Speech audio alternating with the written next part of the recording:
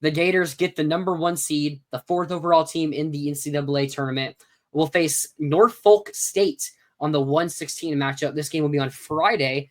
I'm not sure if times have been released yet. They have not. The rumored time I saw was 9:30 p.m.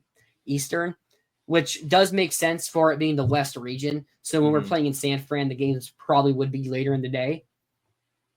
I mean, it's a 1 versus 16 matchup. Don't know how much time we need to break this down.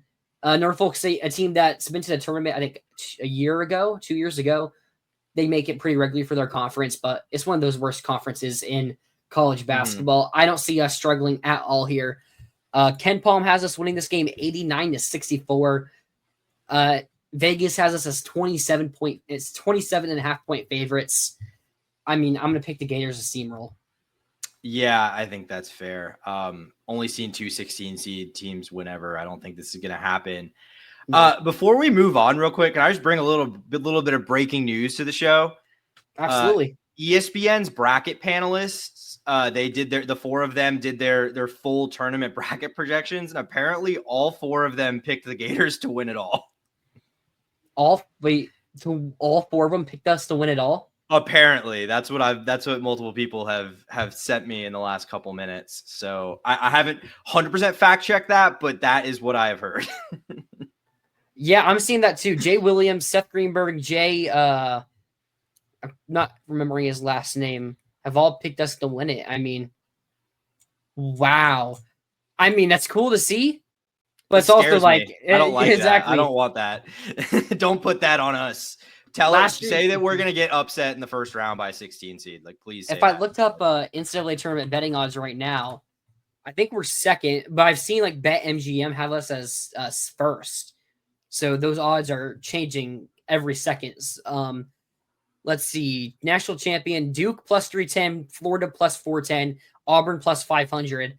So we're second on FanDuel. So it seems like we're probably going to finish second, maybe first, depending on Cooper Flag news. Let's see. Exactly, Rob. That's the kiss of death. They all want us to lose. Yep. That's what worries us. We're hoping it doesn't happen, but you never know with March Madness.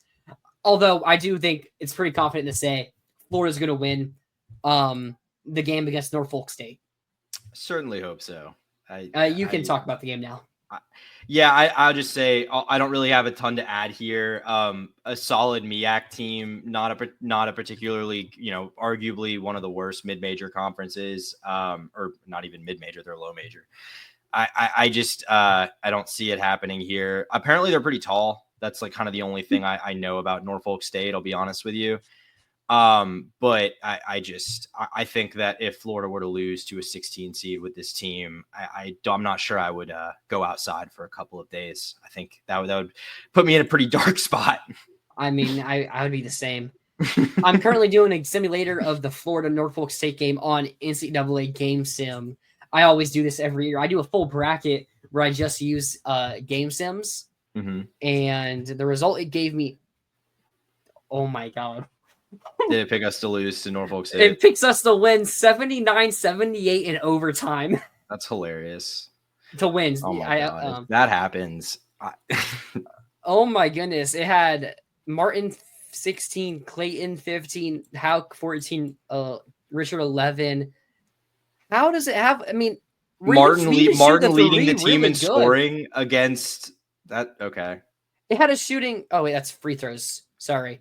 Okay. It had a shooting 17% from 3. Okay. 65% from free throw, 34% from field goals in general. How many games have there been this year where Elijah Martin led the Gators in scoring? Like, he usually has decent scoring production, but he had the 29-point game against Southern Illinois. I know that one. I think he second, or I can't remember against North Carolina. I think he or Richard led us in scoring. But I see why it had it being close. It has them shooting 61% from 3. That's 61% from 3. Yeah. Okay. But I'll say, okay, man. The average game sim it has is 85-64. Okay. I'm gonna run it one more time. Yeah, I think I'd say 85-64 is a little closer to what I expect to happen in my mind. Yeah, I wonder how I think a big question going into this game, one of the biggest you can even have for us going into this game, how much are we going to try? Are we going to go there to put our boot on their heads and just destroy them? Or are we kind of just go out there, have some fun, play it like we played most of our games in the non-con? Okay, here we go. This is a better one, 98-71. Okay. And it has Elijah Martin with 30 points, leading us in scoring again. Well, if Elijah Martin pops off on Friday, like if Elijah Martin has a great game on Friday, like, okay, Sim, I didn't respect your game, I guess. Yeah, we'll have to give it a credit for that. You talked about Norfolk State being pretty tall. Okay, I'm looking at the average height. They're 196 in college basketball. We're 79th. Okay. So I'm not sure. 77.1 inches. I don't know the six. That's 7? Like, would you say 77? Yeah. That'd be like 6'5", right? 6'5". Okay. And they're 77.1. We're 77.9. Okay. So for a mid-major, they're one of the taller mid-majors. Yeah. Although this makes me want to check one team, actually, that we'll get into later. Because I know they're pretty tall compared to others. Actually, they're not. Okay, never mind. They just have some tall guys, like 2. All right. Looking at the rest of this region, Yukon, Oklahoma. I feel like of all the regions, I mean, you said you like our region. I'm not going to say I don't like it. I'm going to say we got like the most SEC teams, I feel. I mean, you got us and the region where Tennessee is each have 4 SEC teams. Okay. And then, so we can play Oklahoma. Yeah, because Tennessee can play Vanderbilt, can't they? I think so. Oh, 2-10 Tennessee Vanderbilt rematch. I have it up right here. It's 4 teams in the West, 4 in the Midwest. Okay. No, Tennessee could play Kentucky or Texas or Georgia. Wait. UCLA, Utah State. Okay. Vanderbilt, Bama. Okay, that's what I was thinking. Yeah, Vandy and Bama and Mississippi State are in the East with Duke. All right, but specifically focusing on our region right here with Yukon, Oklahoma. I don't hate the matchups. I think Yukon, a lot of people are just picking Yukon because it's Yukon's name. I don't think they're that good. Mm-hmm. I mean, I was a bit higher on them like a month ago because they had lost a lot of games without Liam McNeely. And then McNeely came back and they continued to just be okay. But they lost bad games without him. They didn't lose those when McNeely was playing. But their only good wins when he was playing was Marquette, which Marquette has been on a downward trend from when they were talked about as a team like number 5 overall above Florida to now being, what was Marquette's seeding? I have it right here. Marquette is a 6 seed, right? 7. No, 7. Right, yeah. So Marquette fell from a possible near 1 seed to a 7 seed. So those being UConn's best wins.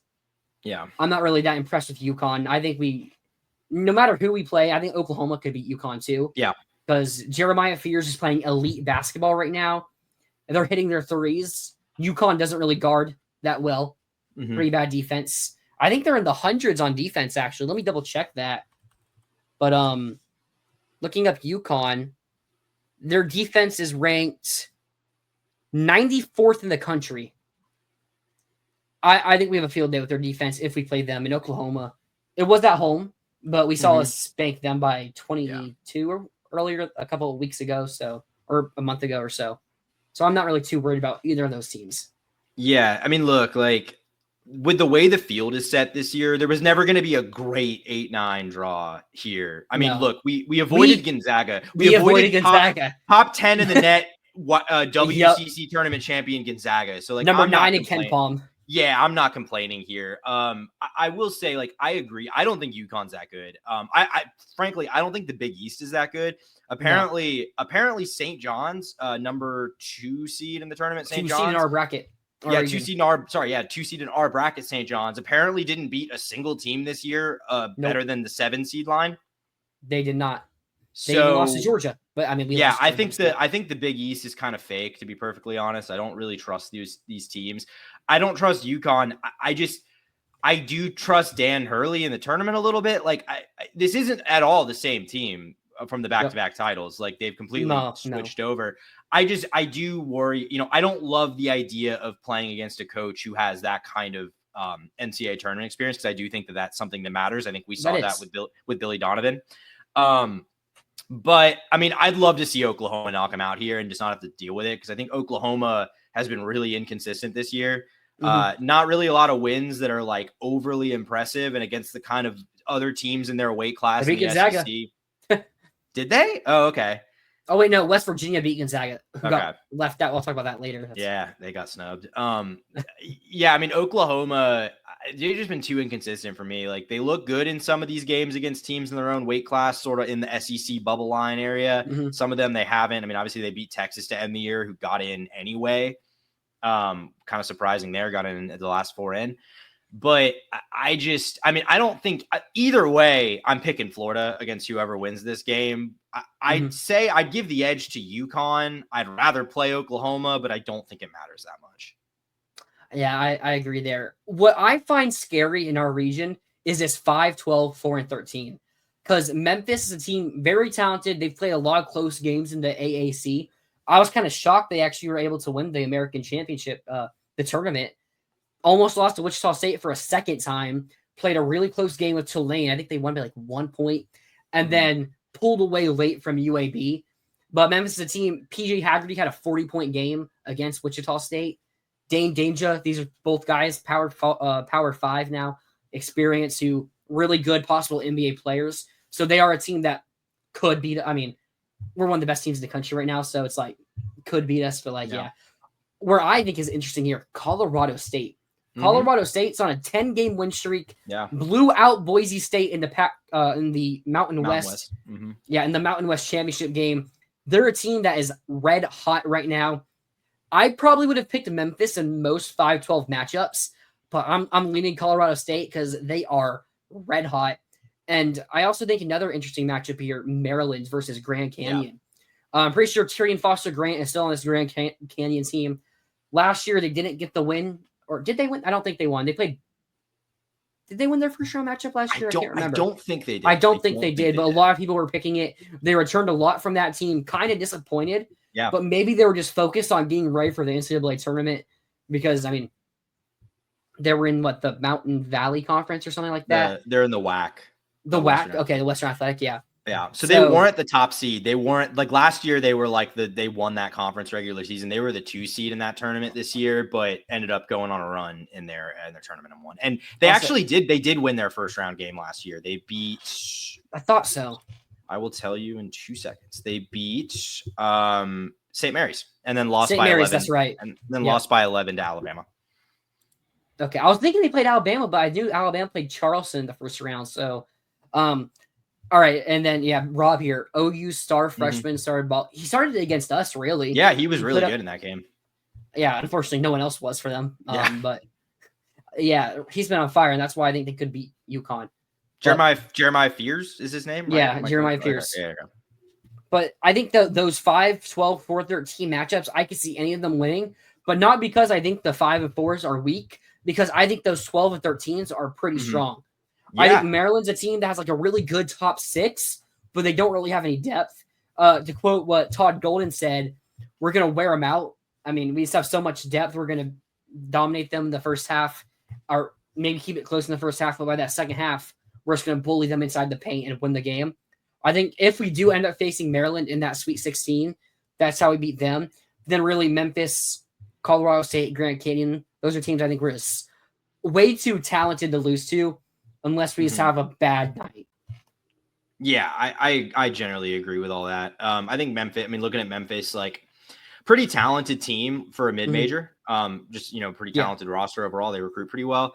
Colorado State's interesting because they got the auto bid by beating Boise State. Like you said, they were on the bubble. So they maybe didn't have to win that game. They had to win. They were nominally on the bubble. I mean, there was probably, probably Boise State got left off. Yes. If Boise State didn't make it, Colorado State wasn't going to make it. That's a good point. They always disrespect the Mountain West. That's how I look at it. I guess the point I'm trying to make here, though, is a non-power conference team that at least had an argument on their own merits without winning the auto bid. Oh, yeah, okay. I think I can see that one happening. I'm not quite sure I see the Grand Canyon one as much, though. I mean, obviously they're a good team, well coached. Bryce Drew, former Vanderbilt coach, has done really, really well there. I mean, I think I would honestly, I haven't watched a lot of Maryland basketball this year. I mean, they seem like they've had a pretty nice run in a Big Ten that I think doesn't have like the elite teams, but is pretty like solid until Yeah. you get to the lower middle class of it. I mean, I think that I agree is the most interesting of these four like quad pairings. It's that group. I'd probably lean chalk for both. Like, I'm not sure I'm gonna go out on a limb and pick any upsets here, but I'm more inclined to pick Colorado State. That one's a little more intriguing to me. Ken Palm has Colorado. Oh wait, no, that's against. Wait, what? Yeah, Ken Palm has Colorado State 1-point favorites. Mm-hmm. So okay. I don't know what betting odds are, but it has them winning 74-73. Wow. Okay. They have the number 6 player right now in the country, according to Ken Palm, and Nick Clifford, who's a potential NBA draft pick. So they have some dudes on that team. Yeah, the only thing I would say here to kind of as like an off court maybe intangible thing is that their coach is subject to a lot of rumors with some of these open Big Ten jobs. Yep. I think Minnesota especially. Minnesota specifically. I've also heard his name a little bit at Iowa. So it may have been it was one of Minnesota. You're right about Minnesota. Like, I've mostly heard his name associated with Minnesota, but I've also heard a little bit with Iowa too. So point being, that's maybe a specter hanging over them. Who knows how that'll affect them psychologically, but something to at least monitor, I would say. Yeah, well, Rob, I want to play UConn. Only team beating UF is UF, and I may be disinterested if they have to play OU again. That's a good point right there, I'll say. UConn will keep them focused. I like that discussion from Rob. However, I think this team is too senior led to let that happen against Oklahoma. Well, I do think that's a point to talk about. Yeah, that's fair. I guess my thing is just like, I don't think Florida's really lost a game this year where it came out flat. Like, there hasn't been a game to me where I really feel like Florida came out and just looked like it wasn't ready to play. I think Missouri and maybe even Georgia. Well, I guess they came out looking. Missouri, I can't really speak on. That's like the only regular season game I just was not able to watch a minute of, to be honest with you. Georgia, like, I mean, they definitely did not start off coming. They didn't come to play starting off, but they picked it up in the game. Like, I guess I should say, later start in the game, to finish. Like, Florida just hasn't had a game where start to finish it just was not like just did not have it. That's a fair point. I mean, Rob, Mizzou and the Missouri game, they got up by like 19 points in the halftime. That one we did not come out to play. I mean, we were leaving Caleb Drill open, but then we held him to 1 3-pointer in the second half. So they locked down, but Missouri was able to pull away at the or keep control at the end there and win that one by 1. Yeah. And then moving on to the bottom half of the bracket, I think maybe the most interesting game in the first round, or one of the most interesting games, Missouri versus Drake. When they were announcing the games on TV, he reads off Missouri as a 6th seed, and he goes, "Ooh, how about this one for a match, clash of styles here?" And immediately I knew it was going to be Drake. Missouri, one of the highest scoring offenses, one of the fastest paced offenses, going against Drake, who averages 23 seconds per possession on offense. One of the highest in the country. They're going to go out there. They're going to run their plays. They're not just going to look for the open guy. And it's an efficient offense, not a fast one, but efficient. And I think a big thing here is Missouri's been very cold. I mean, they played us pretty close. I mean, they kept it in striking distance in our game. But before that, not blown out, again, kind of like how we did by Kentucky against Missouri. They were able to beat Mississippi State. So that's a good win right there. But losing, I think, like 4 of their last 5 heading into the SEC tournament, a team that's very cold against a Drake team that's very motivated. Yeah. I mean, you have 4 players who came from the Division II level, and I think it was Northeastern Missouri State or something like that they came from with their coach. So these are guys that have something with Missouri, and they might even see as a little bit of a rivalry there from a former in-state school. Drake is in Iowa, right? Drake's in Iowa. So Midwest type of matchup still there. So I think this is going to be a fun matchup. Yeah, Drake, really interesting. Just a very interesting program across the board. Year 1 for Ben McCollum there, because Darian DeVries, the coach last year, went to West Virginia. Yep. Sort of another situation here where coaching carousel talk to monitor. His name's come up at Iowa and some other openings. We'll see what happens there. But I'll be honest, like this is not a novel take at all, because a lot of people are going to say this, I'm sure. I like the feel of this upset pick here, though. I don't really love the way Missouri's coming into this tournament, and against a Drake team that won the Missouri Valley in a pretty strong mid-major conference, won that tournament. Probably didn't need to. They probably were good regardless. Yeah. Of, 11 seeds. So I think I saw the seed listings earlier. Try to pull them up again while do you want to finish talking about Drake and Missouri?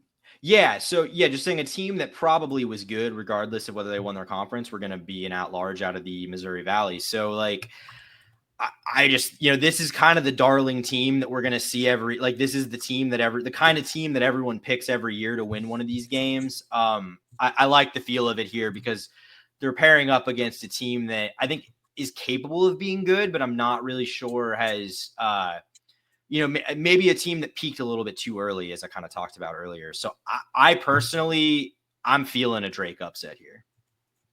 Yeah. Okay. I think I got the seedings right here. So North Carolina was 46th, the last team in, just above UC San Diego. So San Diego wouldn't have been in if they lost to Irvine, like a lot of people thought. VCU, honestly, that's closer than I would have guessed for them, though. Most people thought UC San Diego was in no matter what. That could have also been like a matchup thing. All right. And then VCU won ahead of North Carolina at 45, and then Drake at 44. So having another loss, who knows how that could have affected their resume. Although if they lost to Bradley, I think Bradley still would have been a Q2 game or Q1 maybe. Yeah. I think it would have been Q2. So that wouldn't have hurt them too much. But yeah, Drake, they would have been at large based on where they're ranked right now. Based on that, VCU also would have been in if they had lost today. Assuming they wouldn't have fallen beyond they would have either been the last team. They would have had to been the last team in. Okay. So they would have either had to push North Carolina out, which I don't think they would have done. I think VCU probably not. Probably not. Yeah. Okay. And who was it? They lost to George Mason. Would have been in, probably right below Colorado State. Okay. So yeah, Drake, Missouri, like both matchups. So number one in game MVP leaders on KenPom is Nick Clifford from Colorado State, who has 20. There's a 3-way tie for second. Janai Broom, Ryan Kalkbrenner, and Bennett Sturts of Drake. Wow. I think they have a really good guy in Bennett Sturts. I think he was the player of the conference, a D2 transfer with the coach. You mentioned the talks about the Drake coach, Ben McCollum, going somewhere else. I think the difference is here, compared to Colorado State, is the veteran leadership on that Drake team. Yep. That's just going to want to play. I mean, I assume a lot of these guys are seniors, are coming from the D2 and everything, trying to get Drake ready for 1 year, maybe more for Ben McCollum. Texas Tech, UNC Wilmington. I do think Wilmington, if they could have gotten a 4 against Purdue, I think then we could have discussed. But I think Texas Tech is one of those teams I'm not really worried about getting upset. It's just, can they beat the better teams? I'm not really too worried about that game for Tech. No, I like Texas Tech a lot. I mean, we'll kind of get into it, but I think they're pretty good. I especially here. I mean, UNCW pretty solid as far as the teams you're going to see in this 13 to 16 seed range. But keep it short and sweet. I don't see it happening here. Kenny Hawthorne says, "I'm glad Florida, Tennessee, Auburn, Alabama, all in different brackets. The top 4 teams that are if the top 4 teams in the conference are in the top 16 or top 4 seeds, then they're all protected to be from the same bracket. So it was a guarantee that Florida, Tennessee, Auburn, and Alabama were all going to be in different brackets as long as they didn't somehow have Kentucky over Bama or Tennessee. So that was a guarantee. But yeah, I'm also glad because I'm not going to want to face one of those teams until the Final Four. So yeah, and I'll also say the teams the SEC teams that we did get, I'm not too. I think it could have been worse.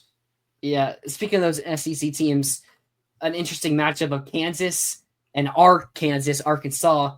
Yeah. Arkansas is a 10 seed, safely in, not even 11. So great for them.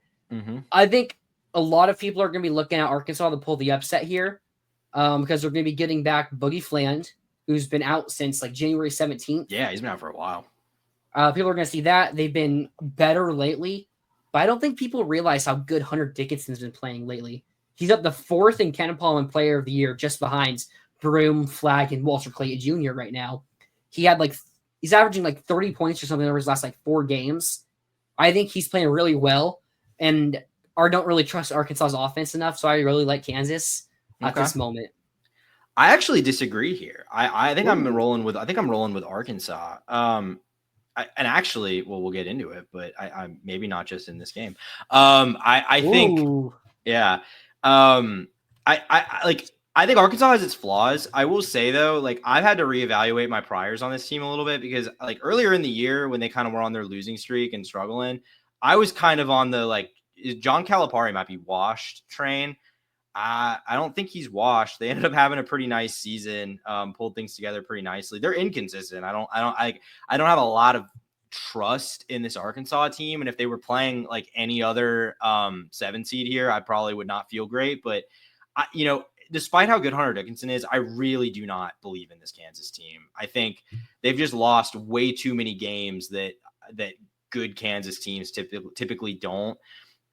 I don't know. I don't really have, it's 2 teams that I don't really have a lot of faith in, but I think Arkansas is the one that's sort of capable of punching up in a way that I think could give them the edge here. Yeah, I mean, I think Kansas has been playing better looking at their schedule since they went back-to-back road trips in Utah, playing at Salt Lake where they lost, and at Provo and BYU where they lost. Oklahoma State, they dominated like they should. Colorado, they actually at Colorado, so again, a pretty far road trip at elevation. They won, closer game, but they still won. Then they lost by 5 against number 10 Texas Tech. They lost by 6 at number 3 Houston. They beat number 24 Arizona 83-76.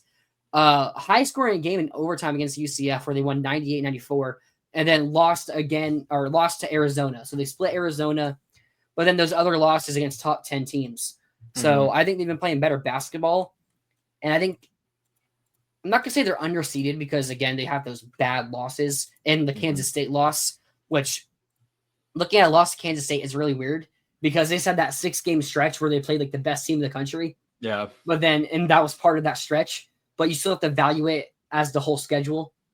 So, but I mean, I like Kansas. We'll get our full bracket projections in a minute.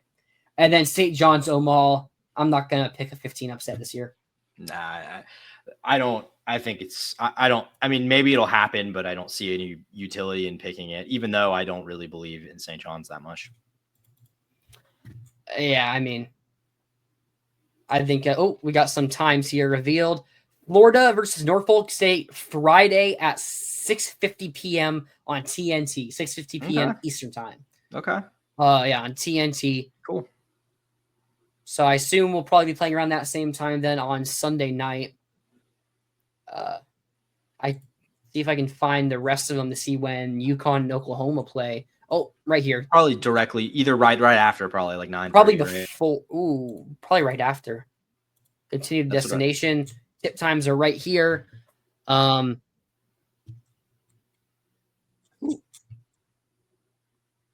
see.